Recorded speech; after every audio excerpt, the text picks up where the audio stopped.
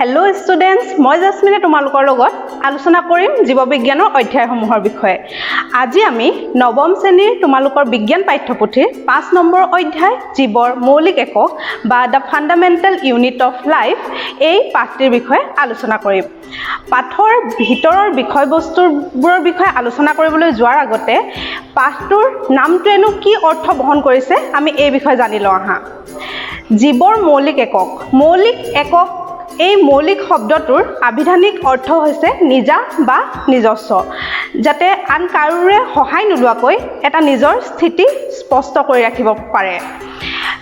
ঠিক তেনেদৰে ইয়াক আমি অৰিজিনেল বা ফাণ্ডামেণ্টেল বুলিও ক'ব পাৰোঁ।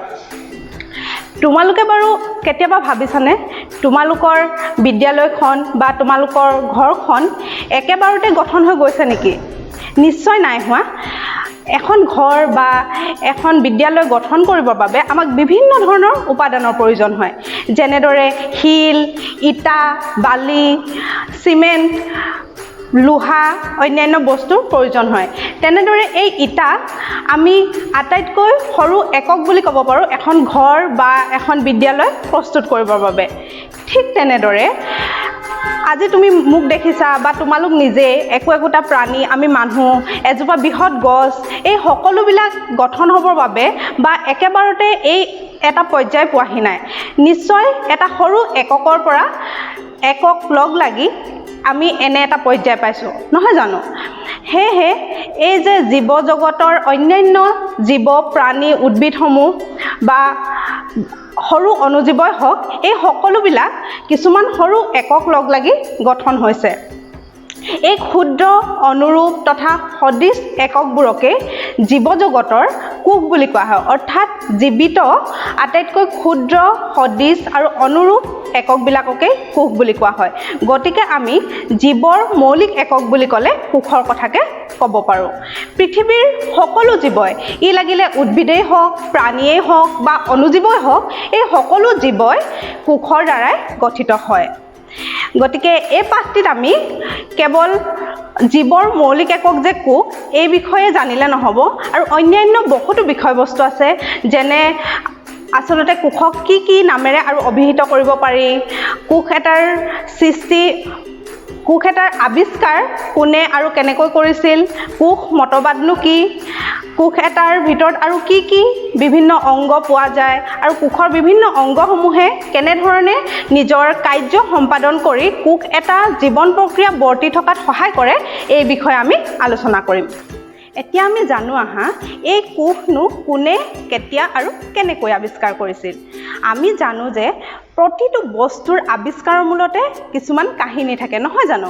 যেনেদৰে বৈদ্যুতিক বাল্ব আৱিষ্কাৰ কৰিছিল থমাছ আলভা এডিছনে, কম্পিউটাৰ আৱিষ্কাৰ কৰিছিল চাৰ্লছ বেবেজে, ঠিক তেনেদৰে মাধ্যাকৰ্ষণিক শক্তি আৱিষ্কাৰ কৰিছিল ছাৰ আইজাক নিউটনে। তেনেদৰে এই কোষৰ আৱিষ্কাৰ কৰিছিল এজন ইংৰাজ জীৱবিজ্ঞানী, প্ৰকৃতিবিদ, স্থাপত্যবিদ, আৰু তেখেতৰ জ্ঞান মহাকাশ বিজ্ঞানৰ পৰা আৰম্ভ কৰি জীৱবিজ্ঞানলৈকে আছিল, আৰু তেখেতৰ নাম আছিল ৰবাৰ্ট হুক। ৰবাৰ্ট হুকে 1665 খ্ৰীষ্টাব্দত তেখেতে নিজে সজা এটা অণুবীক্ষণ যন্ত্ৰৰ সহায়ত পহিলা গছৰ শুকান ছালৰ কিছুমান ছেট কৰিছিল, আৰু এই ছেটসমূহ বা এই কৰ পাতল ছেটসমূহ তেখেতে এই সৰল অণুবীক্ষণ যন্ত্ৰটোৰ সহায়ত পৰ্যবেক্ষণ কৰিছিল। এই পৰ্যবেক্ষণত তেওঁ কি দেখা পাইছিল যে মৌ কোষৰ নিচিনা কিছুমান সৰু সৰু ফুটালি বা কোঠালি দেখা পাইছিল, আৰু এইবিলাককে তেখেতে চেল বুলি অভিহিত কৰিছিল। আৰু লেটিন ভাষা চেল শব্দটোৰ অৰ্থ হৈছে কিছুমান সৰু সৰু ফুটালি বা কোঠালি, আৰু এই চেলকে কোষ বুলি জনা যায়। গতিকে আমি গম পালোঁ যে 1665 খ্ৰীষ্টাব্দত ৰবাৰ্ট হুক নামৰ এজন ইংৰাজ জীৱবিজ্ঞানীয়ে পোনপ্ৰথমবাৰৰ বাবে কোষ আৱিষ্কাৰ কৰিছিল।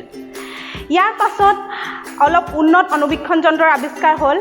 তাৰপিছত 1674 খ্ৰীষ্টাব্দত লিউৱেন হুক নামৰ এজন জীৱবিজ্ঞানীয়ে কি কৰিছিল, তেখেতে পুখুৰীৰ পানী এই অনুবীক্ষণ যন্ত্ৰৰ সহায়ত পৰ্যবেক্ষণ কৰিছিল আৰু তেখেতে কিছুমান মুক্তভাৱে পানীত বিচৰণ কৰি থকা জীৱ দেখা পাইছিল আৰু পাছলৈ যেতিয়া বিবৰ্ধক কাছৰ আৱিষ্কাৰ হ'ল তেতিয়া এইবিলাক পৰীক্ষা নিৰীক্ষা কৰি গম পোৱা গ'ল যে এইবোৰ আচলতে কিছুমান এককোষী প্ৰাণী আৰু এই লিউৱেন হুকক তোমালোকে মনত ৰাখিবা এই লিউৱেন হুককে অণুজীৱ বিজ্ঞানৰ পিতৃ বুলিও কোৱা হয় এতিয়া আমি চাওঁ আহা কোষৰ প্ৰকাৰৰ বিষয়ে কোষৰ সংখ্যাৰ ওপৰত ভিত্তি কৰি জীৱসমূহক দুটা ভাগত ভাগ কৰা হৈছে এককোষী প্ৰাণী আৰু বহুকোষী প্ৰাণী যিবিলাক জীৱ কেৱল মাত্ৰ এটা কোষৰ দ্বাৰা গঠিত হয় সেই তেনে কোষবিলাকক এককোষী জীৱ বুলি কোৱা হয় আৰু যিবিলাক জীৱ দুই বা তাতোধিক কোষ লগ লাগি কিছুমান কলাৰ সৃষ্টি হয় তাৰ পৰা কিছুমান কলাতন্ত্ৰ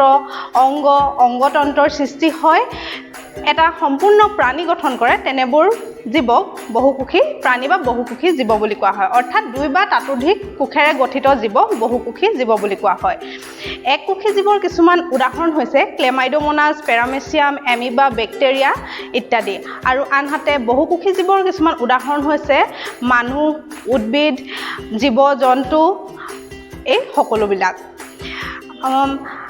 তদুপৰি কোষ কেন্দ্ৰৰ গঠনৰ ওপৰত ভিত্তি কৰি কোষক দুটা ভাগত বিভক্ত কৰা হৈছে সেই দুটা হৈছে সংকোষ কেন্দ্ৰীয় কোষ আৰু প্ৰকোষ কেন্দ্ৰীয় কোষ